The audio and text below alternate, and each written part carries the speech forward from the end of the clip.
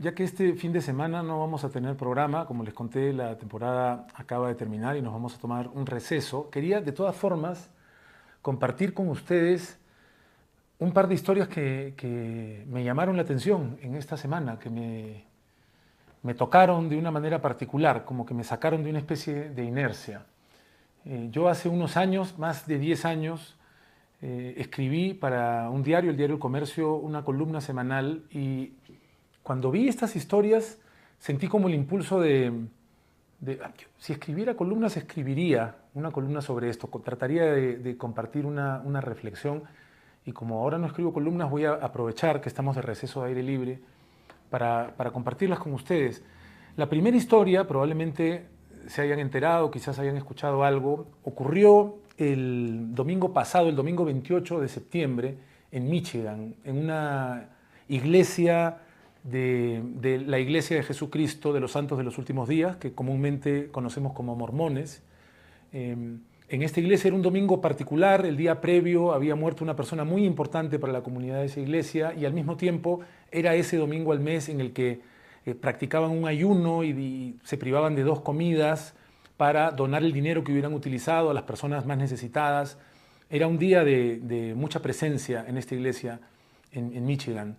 Y de pronto arremetió con una pickup enorme de doble cabina con 2 banderas de los Estados Unidos en la parte trasera, un hombre de 40 años, un ex marín de nombre Thomas Jacob Sanford, que irrumpió con su camioneta rompiendo las puertas, bajó con un rifle de asalto, comenzó a disparar y luego prendió fuego a esa iglesia.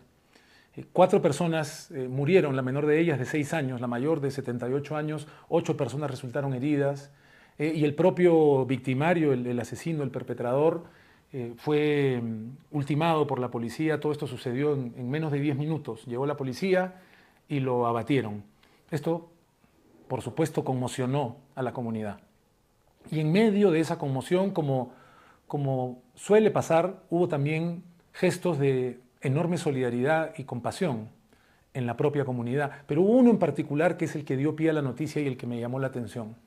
Y es que un integrante de la comunidad, un escritor, un hombre de 53 años, pensó que había una familia a la que también había que tomar en cuenta entre las personas que habían sido afectadas por este terrible suceso.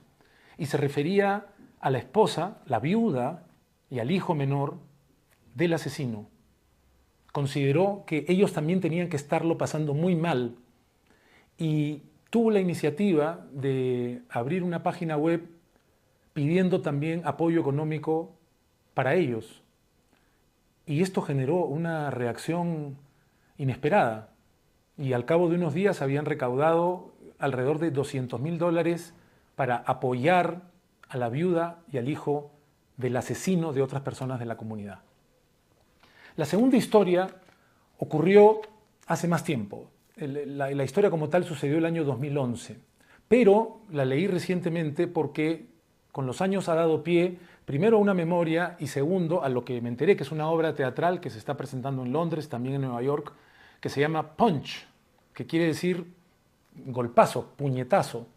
Y es la historia de 2 padres de familia cuyo hijo, un joven de 28 años, estudiante, alguien que se entrenaba para ser paramédico, alguien que quería ayudar a la comunidad, de pronto recibió un puñetazo de la nada de otro joven que ni siquiera había estado interactuando con él, sino que quizá borracho, quizá drogado, había entendido como parte de lo que podía ser divertido, darle un puñetazo a alguien de la nada y ver si de eso desencadenaba una pelea, pasaba algo, pero lo noqueó de inmediato, lo dejó inconsciente en el suelo y a los 9 días murió.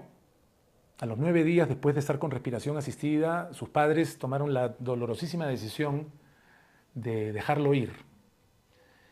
El perpetrador se declaró culpable, tuvo una condena inusualmente corta de poco más de un año, 14 meses, y terminada la condena, los padres de la víctima se aproximaron a él a través de un proceso muy interesante que se conoce como justicia restaurativa, que a diferencia de la justicia que conocemos, la justicia de los tribunales, la predominante, que lo que busca es perseguir, juzgar, sentenciar, sancionar, castigar. La justicia restaurativa lo que busca es, en la medida que los involucrados voluntariamente lo acepten, lo que busca es procurar sanar las heridas de la violencia. A través de un proceso como este, los padres de la víctima se acercaron al perpetrador, al asesino de su hijo, para averiguar cómo estaba, para preguntar qué pensaba hacer con su vida, para preguntar qué podían hacer por ayudarlo, por él. El proceso de justicia restaurativa llevó, como suele hacer, a un diálogo en el cual los padres compartieron con él el dolor que habían sentido, lo que habían experimentado como consecuencia de sus actos, y el asesino, el perpetrador, compartía también lo que sentía, lo que lamentaba, lo que había pasado, cómo se sentía hoy por hoy. Esto ha dado pie a una memoria de Jacob Dunn, que es el nombre del perpetrador, James Hodgkinson es el nombre de la víctima, y luego a esta obra teatral que, como dice el autor, el dramaturgo, trata de traer al mundo algo de empatía en medio de tanta crueldad. Y creo que estas dos historias me llamaron la atención porque efectivamente los tiempos que vivimos son tiempos en que gestos como estos resultan insólitos. Quizás lo resulten siempre, pero vivimos en tiempos donde lo que parece predominar es el impulso de devolver el golpe. Devolver el golpe con la misma fuerza o con más fuerza, o de una manera absolutamente desproporcionada, incluso criminal. En tiempos como estos, estas historias me hicieron recordar de un discurso que dio el escritor norteamericano David Foster Wallace, ya fallecido, hace 20 años. En Estados Unidos es usual que inviten a personalidades, muchas veces escritores, a dar un discurso a los estudiantes para comenzar el año o por la graduación, para tratar de inspirarlos. Y David Foster Wallace dio este discurso que se hizo muy famoso, que está publicado además también en español, que se llama Esto es agua, ¿no? Y que comienza con una anécdota inventada, graciosa, en la cual debajo de la superficie del océano están nadando dos pececitos jóvenes y se cruzan en el camino con un pez un poco mayor que va en sentido contrario, y al cruzarse con ellos les dice: muchachos, ¿qué tal? ¿Cómo están? ¿Cómo está el agua? Y se va y se pierde. Y al cabo de un ratito uno de los peces jóvenes le dice al otro: oye, ¿qué es el agua? Y con esta idea Foster Wallace lo que quería era llamar la atención sobre aquello que predomina tanto en nuestra realidad, en nuestra existencia, que pasa desapercibido. De tan presente ya ni lo notamos. Los peces no son conscientes del agua. ¿De qué no somos conscientes los seres humanos? El discurso de Foster Wallace lo que intentó compartir con los estudiantes era que lo más importante que podían recibir en sus estudios universitarios no era la formación académica, el entrenamiento profesional, sino la capacidad de notar, de percibir, de ser conscientes qué vendría a ser el equivalente del agua, qué es aquello que predomina en nuestros tiempos y que no notamos. Y lo que Foster Wallace dice finalmente es que aquello que nos acompaña tanto que no percibimos es la manera en la que vivimos nuestra vida absolutamente centrados en nosotros, como si fuéramos siempre los protagonistas de esta película que es nuestra experiencia vital. Creo que estas dos historias que leí esta semana y que me impactaron y me llamaron la atención tienen una conexión entre sí y con el discurso de Foster Wallace.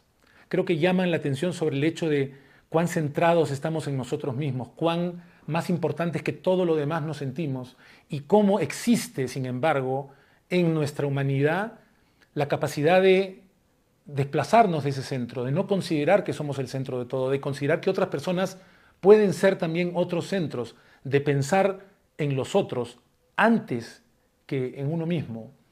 Y me pareció que era algo no solamente notable, insólito, seguramente muy inusual, pero al mismo tiempo ejemplos muy valiosos a tomar en cuenta en tiempos como los que vivimos. Bueno, espero que pronto volvamos con aire libre. Mientras eso sucede, quería compartir estas historias y desearles un muy buen fin de semana. Chao.